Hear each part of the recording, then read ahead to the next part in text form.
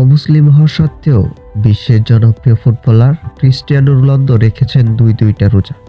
কিন্তু কেন রেখেছেন রোজা? চলুন বিস্তারিত জেনে নেওয়া যাক। 2023 সালের শুরুতে ইউরোপীয় ক্লাব ফুটবলের পাট চুকিয়ে সৌদি আরবের ক্লাব আল নাসরে যোগ দেন ক্রিস্টিয়ানো রোনালদো। মধ্যপ্রাচ্যের মুসলিম অধ্যুষিত দেশটিতে যাওয়ার পর থেকেই রোনালদোর মধ্যে কিছু ভিন্নতা চোখে পড়েছে।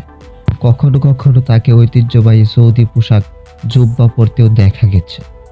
এবার রোনালদোকে নিয়ে আরও চমকপ্রদ তথ্য সামনে এনেছেন আল নাসরের সাবেক ফুটবলার সায়ে সারাহিলি।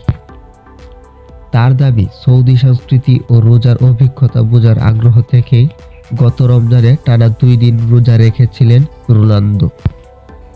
সম্প্রতি থামান ইয়াহু স্পোর্টসের সঙ্গে আলাপকালে সারাহিলি সৌদি প্রো লিগে আরব ও বিদেশি খেলোয়াড়দের রমজানকালীন অভিজ্ঞতা নিয়ে কথা বলেন। তিনি জানান, আরব খেলোয়াড়দের জন্য রোজা রেখে খেলা তুলনামূলক সহজ হলেও বিদেশি খেলোয়াড়দের জন্য বিষয়টি বেশ চ্যালেঞ্জিং। সারাহিলির ভাষায়, রমজানে খেলা সহজ নয়, তবে আরব খেলোয়াড়রা এতে অভ্যস্ত।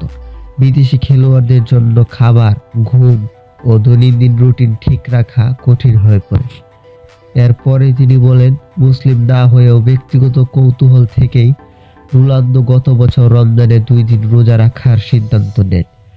তবে দ্রুতই তিনি বুঝতে পারেন, রোজা রেখে পেশাদার ফুটবলের ব্যস্ত জীবন সামলানো মোটেও সহজ কাজ নয়। সারাহিলি আরও বলেন, কয়েকজন খেলোয়াড় মনে করেন রোজা শরীরের জন্য উপকারী হতে পারে, তবে বিষয়টি ব্যক্তিভেদে ভিন্ন। আল নাসরের সঙ্গে 2027 সালের জুন পর্যন্ত চুক্তিতে আছেন রোনালদো।